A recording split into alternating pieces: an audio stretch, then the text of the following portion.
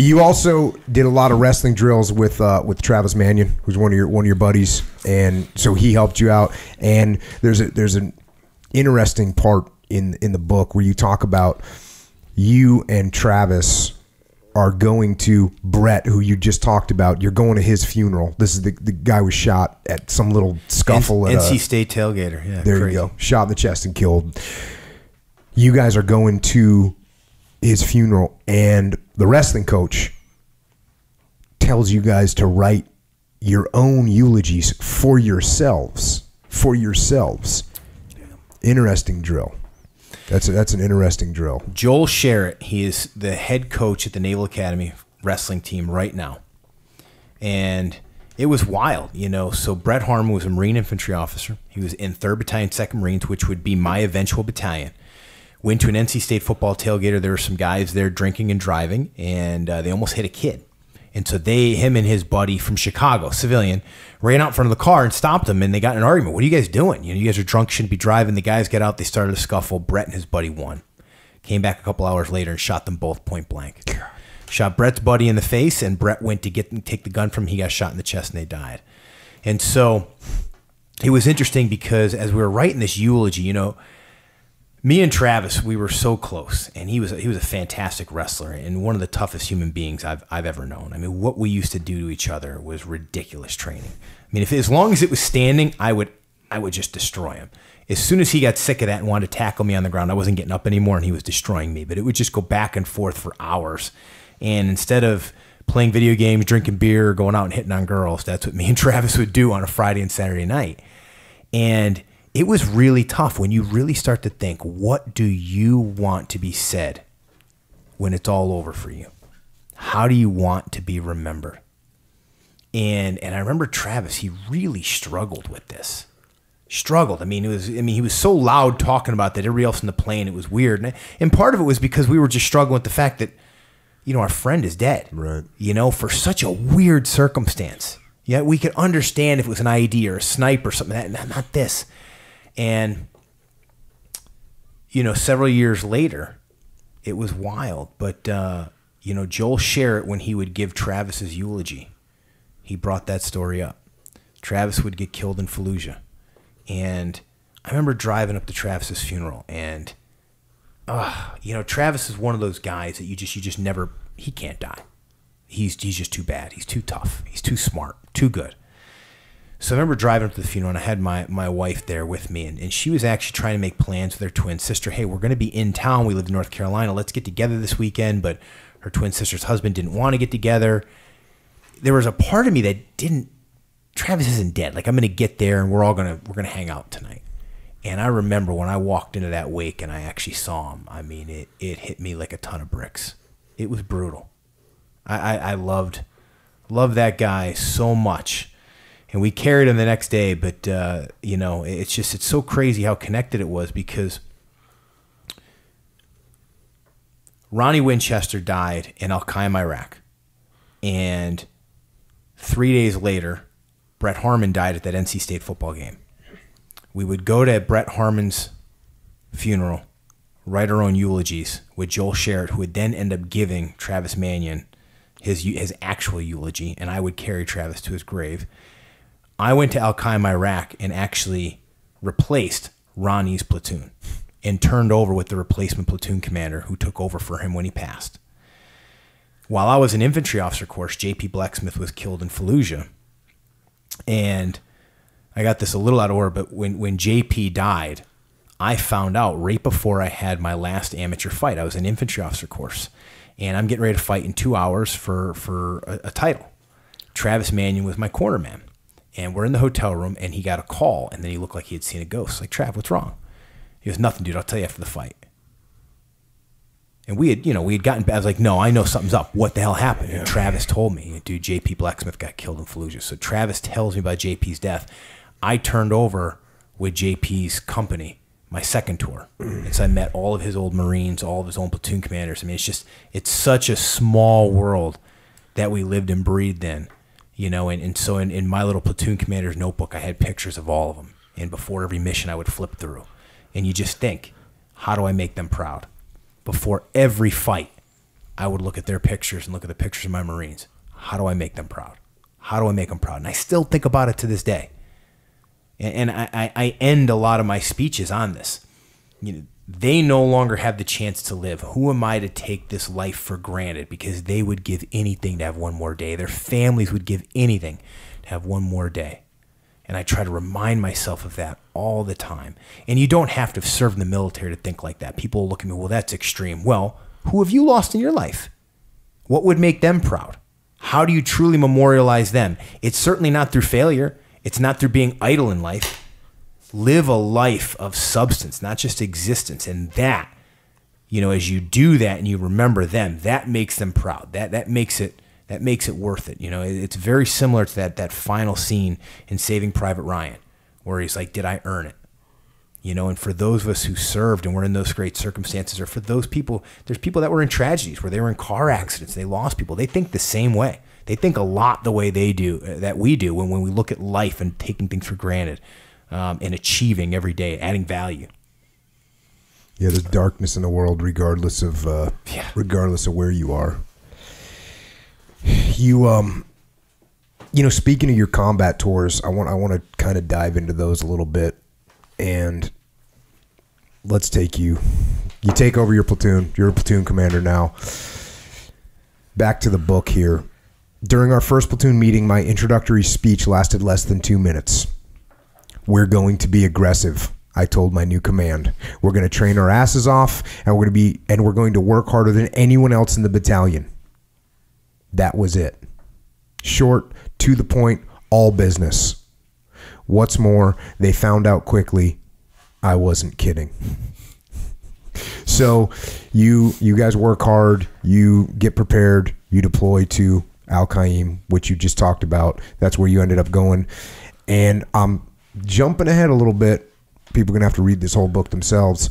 But you're basically now setting up a position on a bridge. You're kind of a blocking force on this bridge to prevent enemy from consolidating on another area where there's another operation going on. And I'm going to the book. Mortars began to fall on our position. As we fought back, I made sure that our vehicles moved from one spot to another so the mortar crews would not zero in on us.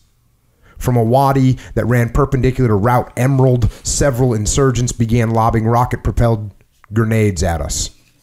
The rockets exploded all around us. Then another heavy machine gun let loose. This one sighted on the north bank as well.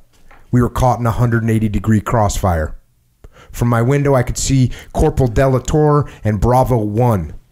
They were taking the brunt of the fire, and Delator briefly dipped out of the turret as bullets bounced off the Humvee's armored skin. Then I saw his hand pop up above the blast shield holding a video camera. It takes a rare kind of cool to do something like that. In combat, an infantry platoon's first task is to achieve fire superiority over the enemy. To do this requires pouring it on the insurgents until they are forced to either disengage or go to ground. Once they're either driven off or pinned in place, you've gained command of the fight and can dictate what happens next. Even with the tanks, because I failed to mention you had some Army tanks with you, and you, throughout the book, have the same deep love for tanks that I have, and for Army tankers, Marine tankers, but I love tanks. Even with the tanks, in this case, we didn't have the firepower to gain control of this battle. There were too many insurgents shooting at us from too many different places. We needed some help. I reached for the radio's headset, began calling airstrikes. Within minutes, Huey Cobra gunships thundered in on scene to deliver deadly accurate Hellfire missiles into targets we identified. So was this situation here, was that like your first big combat scenario? It was. And the thing that made it so difficult was there was another platoon assigned for that mission. Right. And they got stuck in the mud. They got stuck in the mud, literally, They got stuck in the mud. Right. Stuck in the mud. And so we didn't get the opportunity to do aerial reconnaissance. We didn't have the opportunity to look at overhead imagery of this terrain. We had nothing. I had 15 minutes. Hey, if they're not there in 15 minutes, you're a go. So in that 15 minutes, I'm briefing my guys. We're getting ready. We're meeting this tank crew is from Boise, Idaho. We'd never even met them. I met them the day before. My guys had never worked with them before. Yeah. So there was a lot of confusion that took place just in the route up. And as we got settled and started to identify targets, and as you know, in that scenario, the acoustics and the movement, the amount of people, we are the most precise military in the history of this planet. So we not only have to identify where is the gunfire coming from, what caliber do I believe they're firing back or at us with, because that dictates what caliber I'm allowed to return fire with, depending on where they're shooting at me from. Are they in a dug-in position north of the river? Are they shooting at me from a building where there's civilians around? Are they shooting at me from a wadi where now I can drop hellfires on them? I can hit them with tanks. That's a lot going through your head when you've got 4 vehicles, 2 tanks, and aircraft you're trying to control as a 24-year-old kid, and everybody's waiting on you to say what's coming next. Just like in every vehicle, there's another kid in there directing everything they're doing.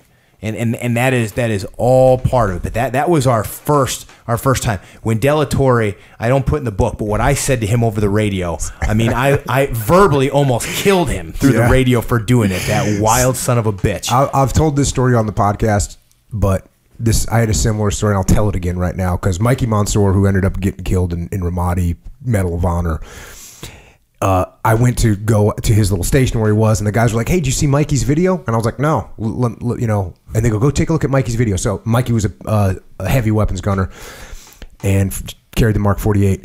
And so I go back into his little, we're in Camp Corregidor in Ramadi, and I go back into his little hoochie he built for himself. I'm like, "Mikey, let me see your video." And he goes, "Oh, Roger that, sir." So he pulls out his little camera and he shows the video, and there's a massive firefight going on in the Mulab district of Ramadi. And he's got the camera up, and you can see it duck down and go up, and he's filming everything, and he gets done showing me, and at one point in the video, he turns the camera at himself, and he goes, "It's the Mulab," which was just classic Mikey.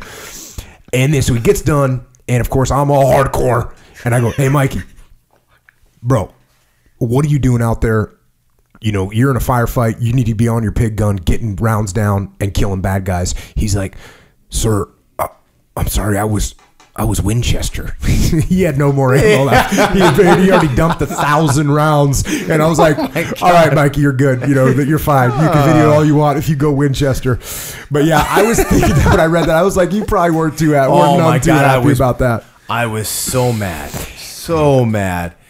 Another thing, let me just give you this prompt, and you're going to hear this too when you get off this podcast, and people are going to hit you up on social media. You're going to hear from you're going to hear from soldiers and Marines that are going to ask you questions because they listen to this and they get knowledge from it. Is there anything that you didn't expect that you wish somebody would have told you going into that first firefight, for someone that's in basic training right now or at the basic school right now? Anything that piece of advice you'd give them? Yeah, you know, a few things. You know, one, don't go in there guns a-blazing right away. Because in that circumstance, the sound is actually one of your better indicators of where the gunfire is coming from. Because when that heat is blazing, you're not going to see a muzzle flash. Right. It just doesn't exist, right? The other thing is when you are keeping your vehicles mobile, that doesn't allow you to lock in on a T&E system with a heavy machine gun.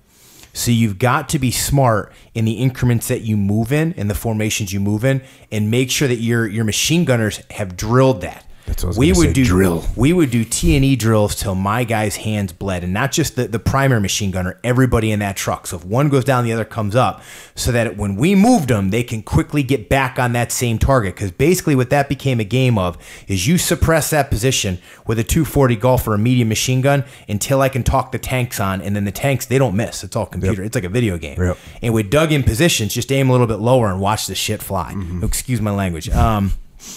But that was one of the problems. When we went in and we started receiving some gunfire, everybody started shooting fire at where we could identify with, but then all of a sudden we're getting shot at from other positions. We can't really tell because of the acoustics until somebody actually hits us. Oh, wait a minute, we're getting hit from back here too. Right. And then some of the increments my drivers would move in, they moved so much that it was no longer a small adjustment on the T&E for that machine gunner. Now they've got to get out of the turret, exposing themselves to work that thing in. And because of collateral damage, you can't just work it in, send some rounds down range. Oops, I hit the building 10 feet away. You're not allowed to do that. You've got to get that sucker into where you see it on the sight, and then you can start sending rounds down while that guy gets to shoot at you because you're so concerned with collateral damage. Right. And so drill, because a mortar dropping on the top of a Humvee is not a good thing, and they are more accurate than you realize. The enemy out there has been launching mortars and indirect fire for decades, where you get a little bit of ammo to do it on range 400 out, out in the palms for Marines. That is, right. These guys get to do it every day for real. Yeah, and you know what? They don't even have to be good. They get lucky one time, and human life doesn't mean anything to them, but it means everything to us. So they get lucky one time, and that's the way it goes. And that's the way combat is.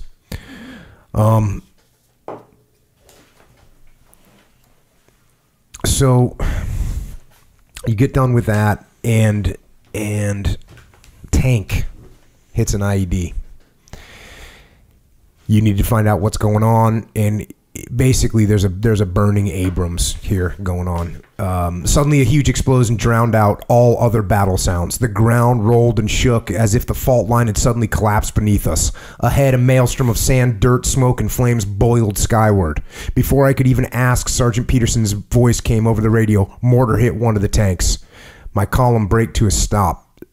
The explosion morphed into a small, dirty brown mushroom cloud over Staff Sergeant Plumkey's M1. No way a mortar did that. That had to have been a massive IED. Luke Miller called over to me. I have no comms with them. So now you radio for a medevac. You're trying to find out what's going on. The tank's on fire. And here we go back to the book. I took a deep breath and ran for the burning Abrams. I took only a few steps before I saw Robertson frantically waving back at me. Waving me back. Just then, a line of bullets stitched across the sand about 10 feet ahead of me. I executed my best football shuttle run and dashed back for cover. Bravo 3 laid down suppressing fire, which allowed me to get across the open space on my second attempt. So that's cover move, and another thing, chapter in the book, something I talk about all the time. This is the fundamental tactic. That's what it is, cover and move. Then you guys are doing it right here. When I reached Robertson, he shouted, "We still got 2 wounded in there." We had to get the men out quickly. I climbed onto the tank, Miller following a short time later. The incoming fire was heavy, and more than once we had to duck behind the turret.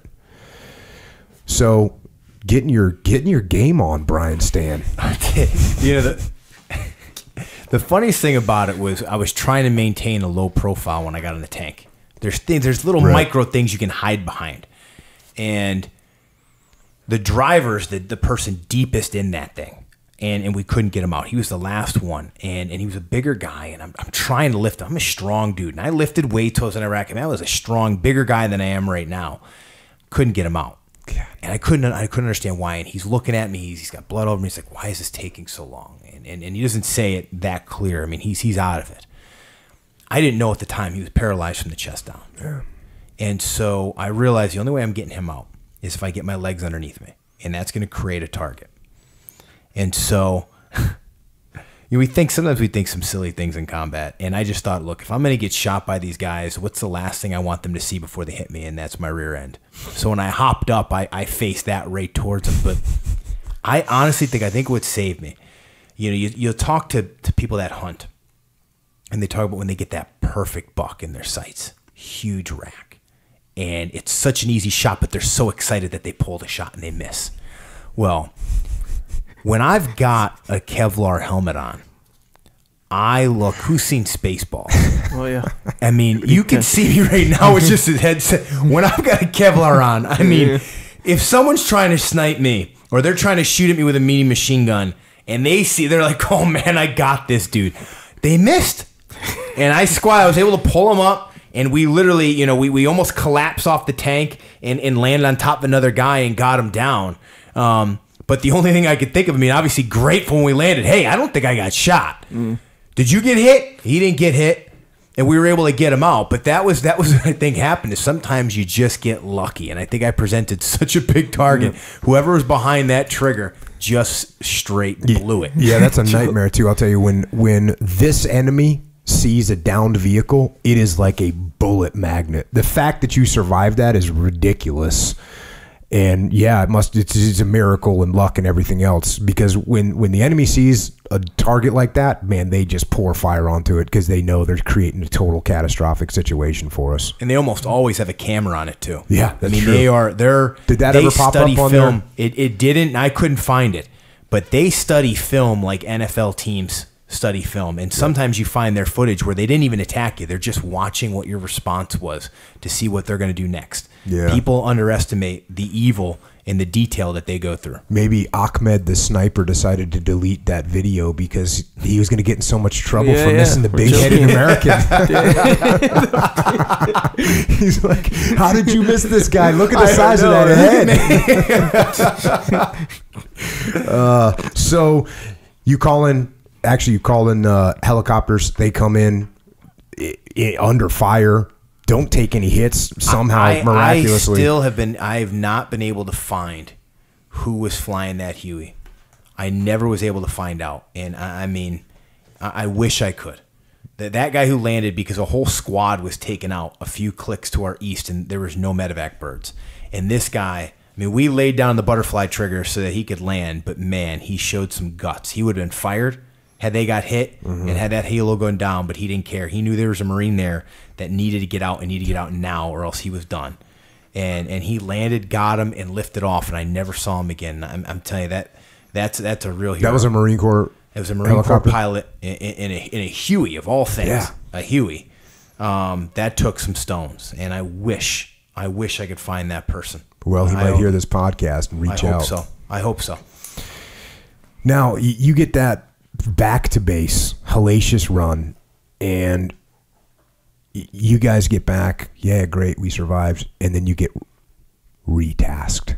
You got to go bring ammo, water, fuel back up there. Mm-hmm. And this was interesting. I got this, and I kind of brought it up earlier, but back to the book. Just before we rolled out, my Alpha section arrived back at Al Qaim after a very dull day covering the jump-off point for the assault force tasked with crossing the Euphrates.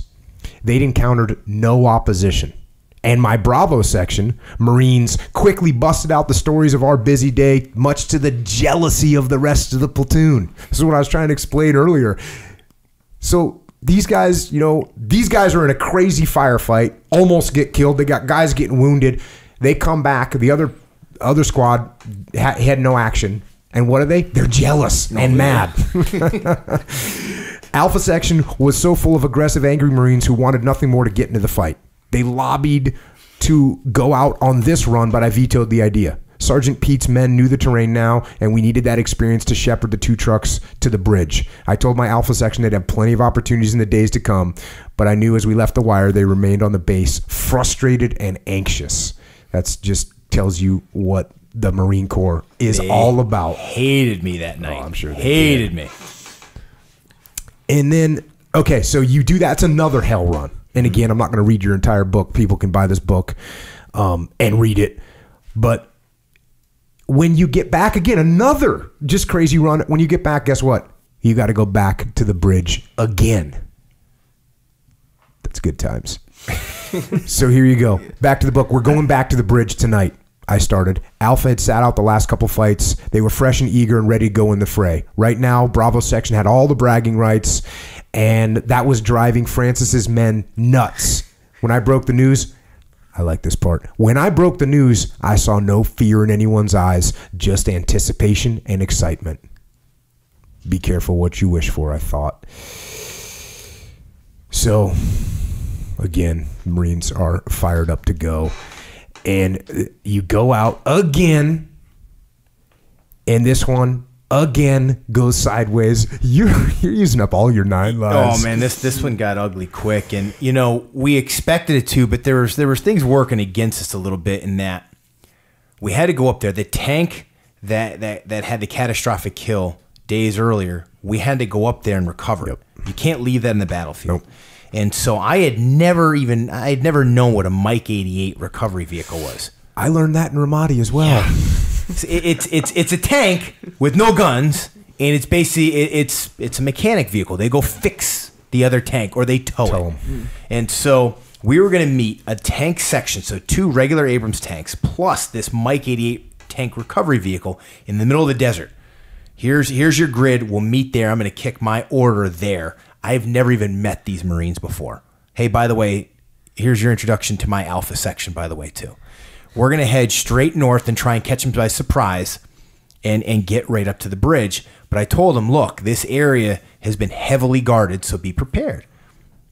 Well, this master sergeant who's driving the Mike 88 lets me know, hey, sir, just so you know, once we get on that asphalt, this thing is only going to go about 10 miles an hour at best. What? Master sergeant, wait, what? We're good on sand, but we don't go very fast on asphalt. I'm like, well, you don't want to go on sand. You know what they bury in sand for us and what they have waiting for us there. So, man, we hit the line of departure. We head north, and they opened up on us. And that Mike 88 just crawling. And my section leader, Staff Sergeant France, his vehicle gets hit with an RPG. Just missed by an IED, but the back of the vehicle's on fire. And when we're getting hit, the tanks start returning fire. And here's another really good lesson for young officers and just young service members in general.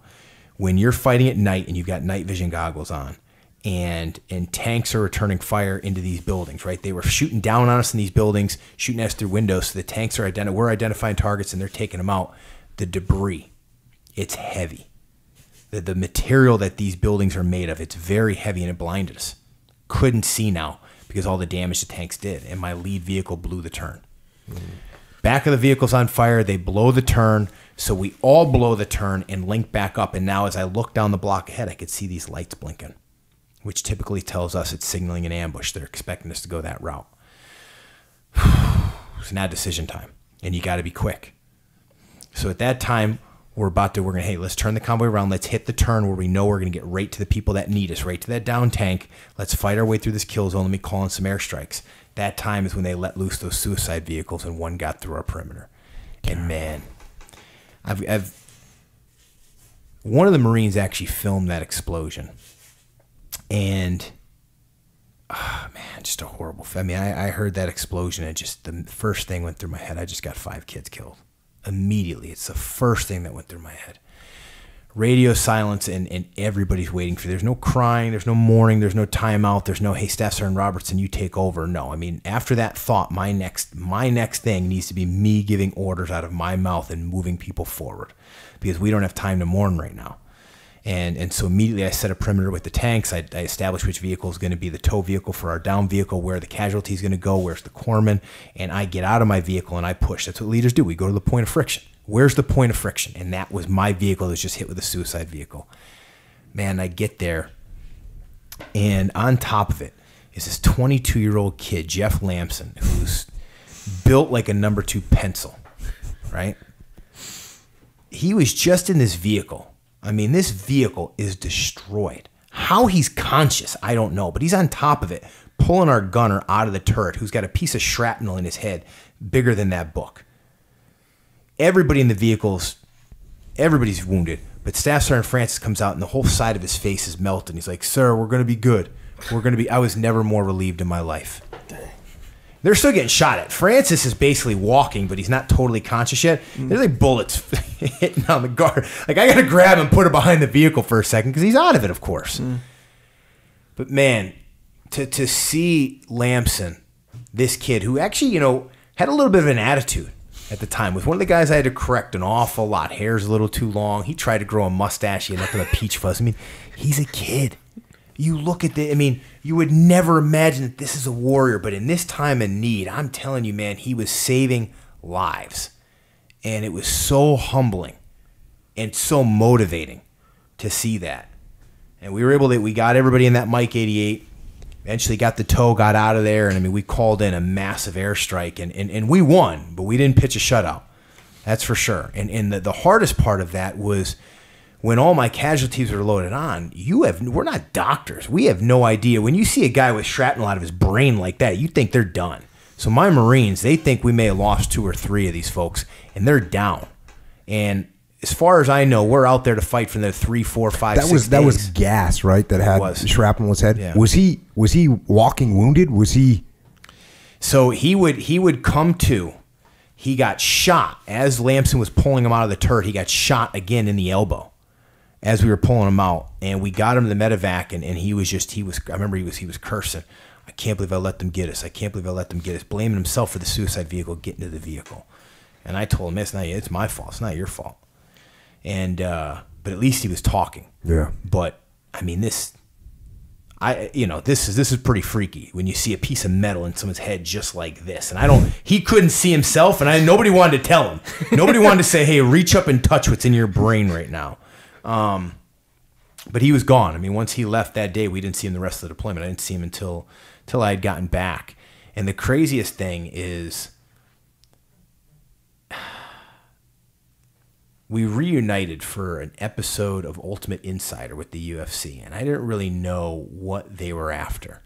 And this producer, asked me if I could get this guy there. He was going to do a story. It was really going to be honorable to him, this and that. And it was, right? But at the same time, he's sitting us next to each other, and he's asking this Marine, hey, do you blame Brian Stan for this happening? Do you blame this for happening? I mean, it was dark, and it was difficult. It was hard for both of us, man, because, for Gas, he lived, right? And he's got a family now, but the amount of headaches, the piercing headaches this man struggles with, in and out of comms, try and text him. I don't know where his number's at. He's a great warrior. Great dude. But the pain he lives with every day, I mean, that's never going away. He had, I think, 4 brain surgeries after that. Damn. 4 brain surgeries. Unbelievable. And he was blaming himself. Crazy. Warriors. And, you kind of wrap up that here, going back to the book, our unit, 3-2 Marines, is known as the Betillo Bastards. In 1943, the battalion took part in Operation Galvanic, the invasion of Tarawa. Betillo Island was the main target of the landing force, and the Marines faced an entrenched enemy with pre-registered fields of fire on the beaches. For those of you that don't know what that is, that's an actual nightmare when the enemy already knows where their rounds are going to land when they fire them. It's a worst-case scenario. The first assault waves were nearly wiped out by machine gun and mortar fire as they waded through the lagoon onto the narrow beach. It took 76 hours to clear the island, which was barely 2,000 yards long and a few score wide. Over 3,000 Marines and sailors died or fell wounded during what became the most ferocious close-quarter battle ever fought by the United States Marine Corps. That was the legacy of my unit. A legacy of determination, heroism, and stoic resolve in the face of unimaginable adversity. On May 10th, 2008, my Marines proved they were cut from the same cloth. Indeed. It's so humbling when you watch these young men from all different walks of life. Some of them only citizens in the United States for a couple years at that point. Really diverse backgrounds. I mean, it's not a gang full of white people. I mean, it's very diverse, but I mean, they don't care. And man, when they're getting shot at, there is nobody ducking for cover. Nobody. They are getting after it. Their love and care for one another, for the mission, for people trying to destroy their way of life. It's awe-inspiring to watch their selfless acts. I mean, what they'll do. And this was more, obviously, direct engagement against an enemy, right? But I've seen them, just like Lamson was willing to sacrifice himself to save Robert Gass, right? I've seen Marines do the same to save innocent Iraqi kids. The same care that they had for one another, they had for the people that they were there to protect. And that gets lost a lot when people talk about these wars. It's become cool to paint our military like we're this brutal force that's wiped out, all these people in these different countries. I mean, these were men who were such great professionals, but under the most extreme circumstances, understood that they could lose their life, and that was 100% acceptable to them if that meant saving the guy next to him. And that, it's hard for me to meet somebody like Michael Strahan or a football player, a famous person, right? They're all impressive people, but it's hard for me to meet someone like that and be like, oh my God, can I get a picture for Instagram? When you've been around 19, 21, 20-year-old kids, and these kids don't come from rich backgrounds, right? They didn't have a whole lot. There was a reason when our nation was in 2 wars, they decided to sign up and be infantry in the Marine Corps. They will forever be the greatest people I've ever been surrounded with. Yeah, I talk about that all the time. The fact that when we were in Ramadi specifically, here we were, the special operations guys, the Navy SEALs, whatever. All of us guys, we just had such admiration and love for the Marine Corps and for the Army soldiers that we work with. Those guys, like you said, and for us, we're sitting there, we're going, man, we got infinitely more training than a grunt has. That's just the way it is. Absolutely. Like you talk about the budget, we used to shoot more rounds in a week than a Marine Corps company would shoot in their workup. No kidding. Like I saw the numbers. So we get infinitely more training. We get better gear. And yet you go down to the government center in Ramadi, or you go down to Cop Falcon and you look at those soldiers and Marines that are getting after it every day. And that's why we just had nothing but the utmost highest respect for those guys. And they knew it. And that was some nasty fighting down there too. Yeah. Nasty fighting in Ramadi. Yeah.